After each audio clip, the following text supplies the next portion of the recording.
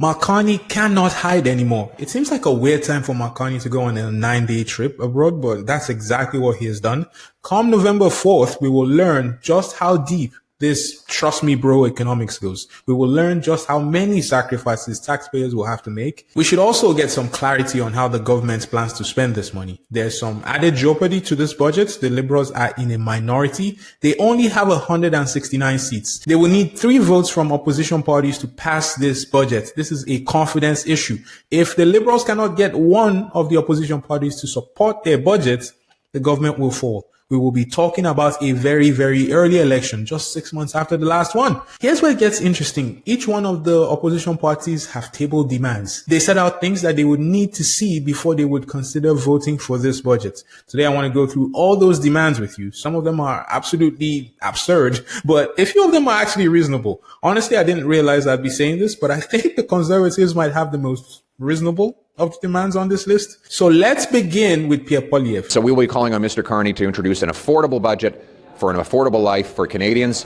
That includes bringing down the deficit to the level Liberals promised it would be at in their last fiscal update. It means getting rid of hidden food taxes like the industrial carbon tax on farmers and fish harvesters, getting rid of the food packaging tax, which drives up food prices $1 billion, getting rid of the fuel standard tax, which adds 17 cents a litre to diesel and to gasoline for our farmers, and getting rid of the inflation tax. No more money printing to pay the bills. We want this to be an affordable country where people's paychecks go further, and that's the message I'll be bringing to Prime Minister Carney. Let me break that down for you. Pierre Poilievre is asking that Carney not increase the deficit beyond what Justin Trudeau committed to in the fall economic statement. The projected deficit then was about $47 billion for 2025-26. The Conservatives are asking that Carney does not exceed that amount. Now, to be fair, I went back and had a look at Carney's costed platform, and he did say he would have $35 billion in new spending. So essentially, if Carney follows through with the promises he made in his costed platform, I would predict we could see a deficit around $82 billion when that budget gets tabled. That's without considering whatever savings they found in the spending cuts. So here, if I was being fair, Poilievre is kind of shifting the goalpost on Carney here. If the deficit is under $82 billion, Carney would still be in the general area of what he promised the deficit would be in his costed platform. The problem, though, is that he is nowhere near where he said the revenue would be, mostly because he went and cancelled almost all the retaliatory tariffs. Elbows down, am I right? Anyways, next demand by the Conservatives. Pierre Poilievre is asking the Liberals to get rid of the industrial carbon tax and hidden food taxes like the food packaging tax, the fuel standard tax, and no more money printing, he says. No more money printing fueling inflation. Look, depending on who you listen to, the industrial carbon tax is either the reason groceries have hit the stratosphere this year, or if you listen to the Liberals and climate activists, they'll tell you that while the carbon tax has contributed to higher input costs for fertilizer, packaging, and transportation, many large emitters receive rebates under Canada's output-based pricing system. And so in reality, the net impact on food prices is estimated to be less than 1%. Regardless of which side you're on, I'd imagine you're on the side of affordable food. So I'm interested in what the Liberals do about this. My fear is that regardless of what they do, prices will stay high because, corporate profits, right? You guys have probably seen what happened with the consumer carbon tax. Prices were down for maybe a month or two. Next thing you know, it's like nothing happened and they're back to charging us stupid prices. But that's the second demand from the Conservative Party. In terms of whether the Conservatives want an election right now, I think they would be the most eager to go to an election. They have everything to gain. I think if we go to an election, the Conservatives stand a good chance. It is very, very bleak out there right now. People have lost their jobs. Inflation is flattening people's earnings. It is only natural that people might shift towards the Conservatives. If Pierre Poilievre wasn't so determined to shoot himself in the foot, he'd be in a better position right now. Anyways, let's talk about the Bloc and what they want, because when I saw their demands, I lost my shit. I lost my shit. They will face Canadians and Quebecers with an unbelievable deficit, which looks like madness. I don't see how. I cannot see how we could support a budget which is first based on some taxes reductions, electoral gifts, and some fantasies in many regards, I cannot support that. I don't see how we could support that. They will not support a budget that is based on tax reduction, political gifts, and fantasies, he says. He doesn't see how the bloc can support the budget, even though he has not seen the budget. Anyways, when I heard Francois Blanchet say this, I was like, this is a reasonable fiscal position. Most of it is consistent with the concerns of the people who want to see some restraint in the government spending. And then the bloc tabled their demands. They spelled out what they would need to see in order to support the budget. And the hypocrisy had me crying, absolutely crying. It had me in tears.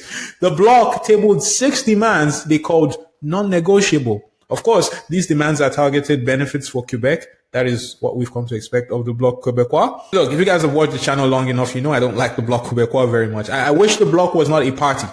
They are a symptom of our lack of cohesion as a country. That's my opinion. I was one of those hoping that the Bloc would go down to like 7 seats like the NDP. The Bloc is an absolute joke. They are a joke. But here are their demands. They want the Liberal government to increase federal health transfers to the provinces over 5 years by $11.6 billion. Here's the second thing the Bloc Québécois wants. You guys remember when they pressured Justin Trudeau to increase old age security by 10% for seniors 75 and older? Well, now they want the current Liberal government to expand that to 65 to 74-year-old seniors. So essentially, you want basically the richest class of Canadians to get more money while young people are left holding the bag. That's what the Bloc Québécois would like the Liberal government to do again, right? This next one is kind of crazy. They want the federal government to pay Quebec $814 million because the federal government cut the consumer carbon tax.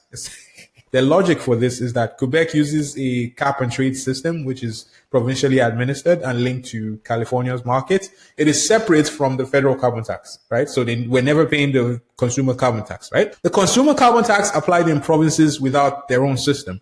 And when the federal government cut the consumer carbon tax, it reduced the burden for residents in those other provinces that had the federal carbon tax, right? But Quebecers saw no equivalent relief since they are under a different system. It is an absolutely ridiculous demand. They want money out of something they never paid into. Like, to ask for money when you were not even paying the consumer carbon tax in the first place is absolutely criminal. Oh, here's the next thing they also want. Their next non-negotiable demand. They want new interest-free loans for as much as $20,000 for first-time home buyers. Okay, that was not too bad. They want $1.4 billion a year for social housing. Oh yeah, this next one is going to blow your mind. This one is a crazy demand. They want the Liberals to create a new unconditional infrastructure transfer program. Unconditional here means no federal oversight, no matching requirements, and no strings attached.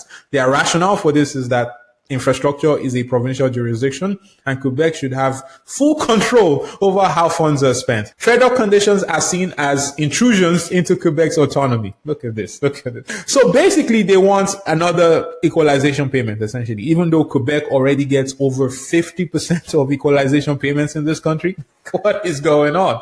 And this is how insufferable these guys are. You heard Francois Blanchet say the government needs to rein in the deficit. And here, the same way Francois Blanchet and his party are asking for basically another tranche of equalization payments. Equalization payments are meant to pay for infrastructure. If you get 50% of all our tax dollars, you don't get to come back for more. And also the cheek to say that the spending is out of control. Oh wait, there is one more thing. You're going to fall off your chair. The bloc also calls for an end to oil and gas subsidies because they feel it will reduce federal spending. This is how they want the government to reduce spending, by cutting subsidies to Western Canada. Look at that. Never mind the fact that doing that will reduce revenue from the energy sector in Western Canada, all the jobs that will be lost in Alberta because of that, right? But no. They want more money, but they want the government to save money by cutting subsidies in Western Canada. Look at this. Look at this. And let's talk about political gifts. We've been told by the public safety minister that the reason the Liberals are going on with the gun buyback program is because it plays well in Quebec. That's a political gift right there.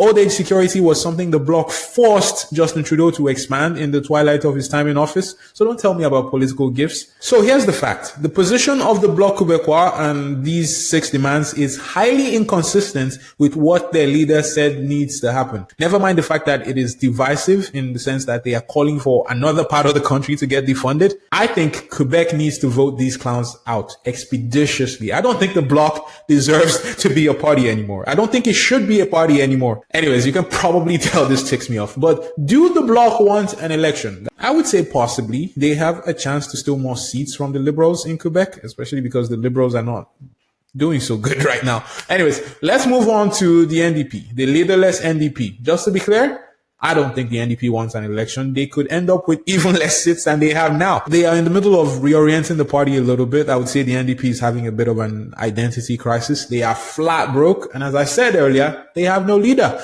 But here's their interim leader, Don Davis, talking about their demand. I know you've talked about how you don't want to see an austerity budget and you want to see some investments.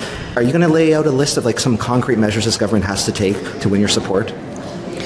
Not at this point. We're not bargaining with the government. We're not bargaining in public or private. We've been very clear. We're going to wait and see what the budget says. Mr. Carney is the head of a minority parliament. It's up to him to craft a budget that can win the support of one of the three opposition parties. We've been very clear. We have a very strong lens. Will this budget help working families in this country or not?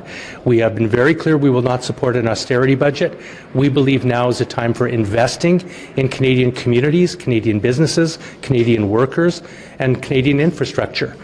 And finally, we've said that we really want to see significant policies that will create good jobs for Canadians, will build affordable non-market housing for Canadians, and build our healthcare system, because we think you can't have a healthy economy if you don't have a healthy workforce. And these are the kind of nation-building projects that I think we share with Mr. Carney.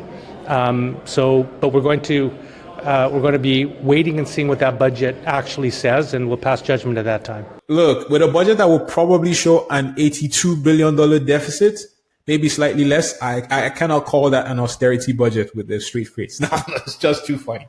I'm sorry, I can't say that with a straight face. There is nothing austere about that. As Don Davis said, they share many of the same objectives as the Liberals. It's funny, some people have started calling the NDP the Trudeau Liberals, as against the Carney Liberals, I guess. Look, I think the NDP is the most likely of the opposition parties to support this budget. They have no incentive to go to an election. I'd argue they have the most to lose. Plus, they have shared objectives with the Liberals. The Liberals even follow through with the dental plan they agreed with the Trudeau government on. There is enough there for the NDP to support the Liberals in this particular budget. But here's the fundamental question. Do the Liberals want an election right now? Would they see it as an opportunity to actually try and correct the wrong from the last election, maybe try and win a majority? Personally, I think it would be absolutely stupid for them to try and go to an election right now. I agree they may not have a choice, but this is not the time for the Liberals to go to an election. They have really not delivered on the core things that were promised in the last election. They made a lot of announcements, but very few concrete things have actually been delivered. Where's the trade deal we were promised? Like, where are our elbows these days? The nation building projects have hardly moved. Where's the generational growth we were promised? Why is inflation getting away from us? Now, the Liberals might have answers to all these questions in a few months, but they don't have those answers now. They don't have those answers now. It would be a very, very low IQ decision for them to allow this to go to an election right now. Make a deal with anybody, anywhere. Make a deal. That is my advice. If this goes to an election, at best, the Liberals come back with a minority government again. That is my prediction. I don't think the people are in the mood to give the Liberals a majority right now. At the same time, I don't know if much has changed for Pierre Poilievre. He's still the same guy that couldn't beat Mark Carney 6 months ago. Some people think that is a virtue. In my opinion, remaining the same while everything and everyone is changing around you is not a virtue. It's just my thought. Anyways, you guys get in the comments. Let me know your thoughts about these demands. Do you want an election? You let me know. We've got a special live show on Sunday, 4 p.m. Pacific time. In fact, we have a live show every Sunday at 4 p.m. Pacific time. It's on YouTube. So you can join me there. We might talk about this a little bit more on Sunday. So join me on YouTube on Sunday and subscribe to the channel so you don't miss out on all the great discussions we have around here. I'll see you next time. Take care.